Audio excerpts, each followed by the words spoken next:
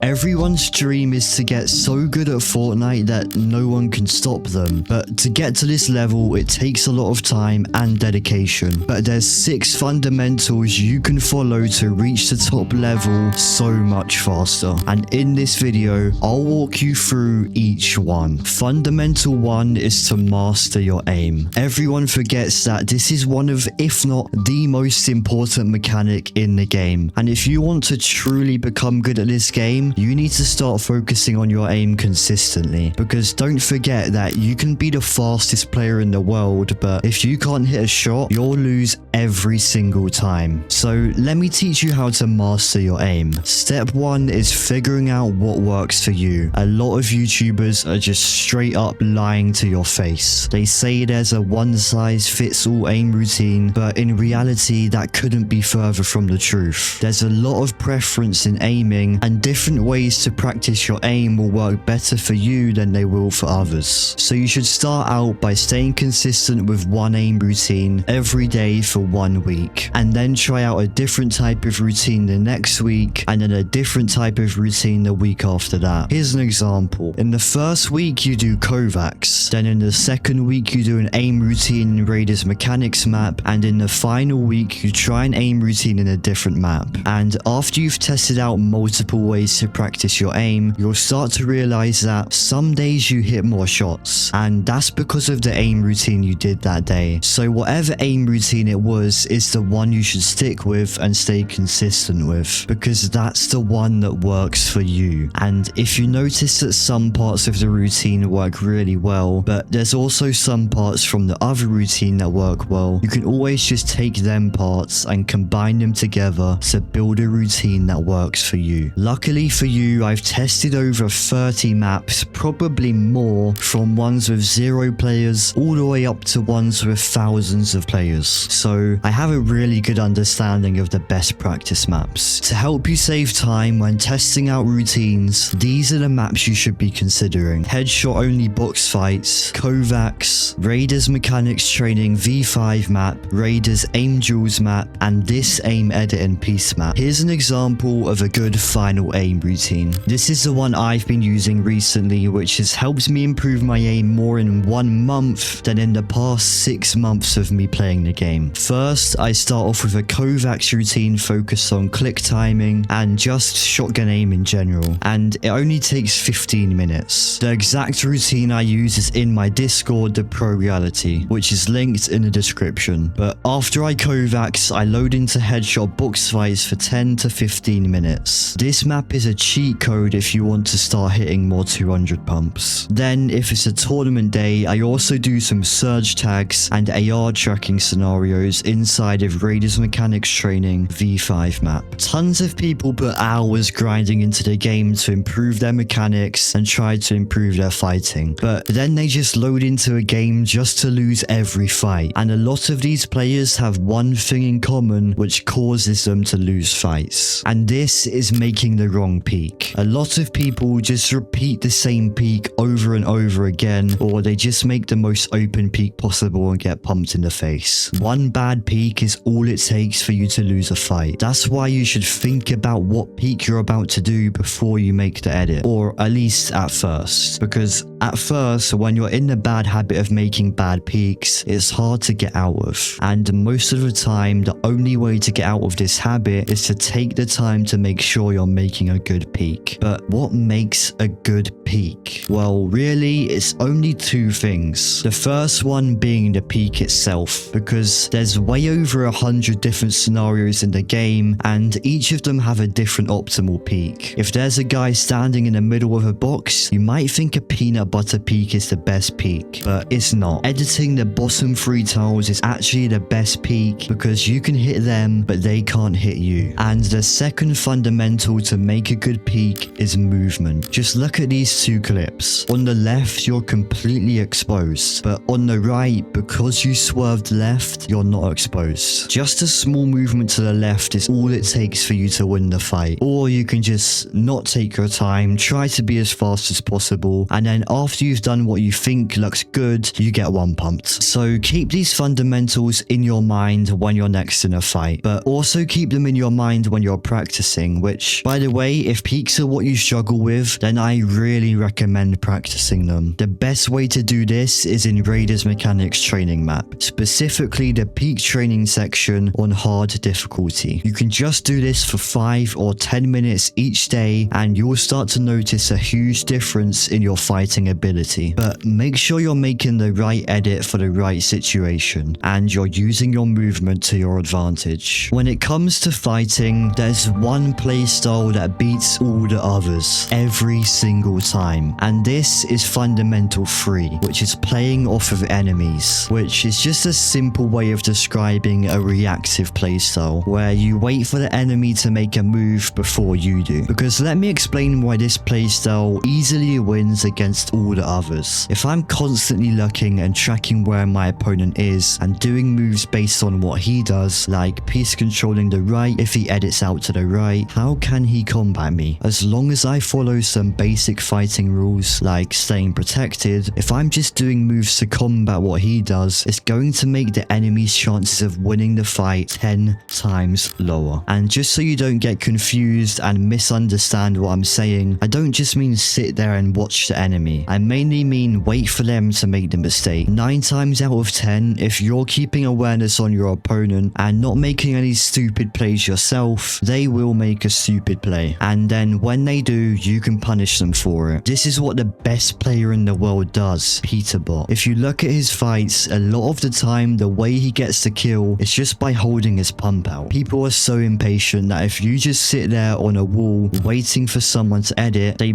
probably will edit. And when you combine this with the rest of the tips I share in this video, your fights will be a lot easier to win. And the next fundamental is to always look for the best quality practice. What separates a pro from an average player is who they play against. They're constantly playing against the best players in the game, and it's the reason they continue to dominate. But just because you're not a pro doesn't mean you can't get good quality practice too. To get good practice in 1v1s, you can either load into a 1v1 map that typically has good players, like Rezon's 1v1 map, or you can look for people on platforms like Twitter or Discord to 1v1. You could also play tokens, but this is against Fortnite TOS. I'm just including it in the video for educational purposes because it's how some of the best fighters in the world got so good at fighting. How I would recommend you find good players is through Twitter or Discord, and there's a Discord called FN Comp Matchmaker that makes this 10 times easier. You just join the Discord, verify your Epic account, and you get a rank based on your skill. Then you can go to your rank to look for people to play with. I'm also going to be 1v1ing people from this Discord every day. This is the best way to find similar skilled players to play with, so I'll have the link in the description so you can join. And for scrims, you can try and get into the higher divisions so the players in your lobby are better. And speaking of scrims, now let's move on to Fundamental 4, grinding scrims. Have you ever wondered how one of the best players of all time, Tayson, got so good and won 5 FNCSs on the hardest region? Well, he said himself that it's because he just grinded scrims all day. He said he would play scrims 8 hours a day and it's pretty much all he would do. Now, you don't need to play scrims for 8 hours a day, but the more you play them, the more you'll improve at competitive Fortnite. It's the closest practice you'll get to actual tournaments. But if you want to make them even more effective, then when you die, go back and figure out what it is that made you die. Then figure out how to avoid it next time. Also, try to get into the highest scrim division possible. The higher the division, the better the practice, and the more realistic, as in open scrim servers, they typically have zone rules where you can't fight into the specific zone. And after following all the steps in this video so far, there's one more thing you need to do to truly become good at this game, and this might be the most important. Fundamental 6 is consistency. In order to become good at the game, you need to grind consistently. Play as much as you can, and if you really feel like you aren't improving no matter what, then take a short break. But when you come back, stay as consistent as possible with the best ways to practice. It takes a lot to get really good at Fortnite, but if you're watching this video, I think you have what it takes. But please like and subscribe if you enjoyed this video, and use code Blexiti in the Fortnite item shop if you want to support me further. Thank you so much for watching, and I'll see you soon.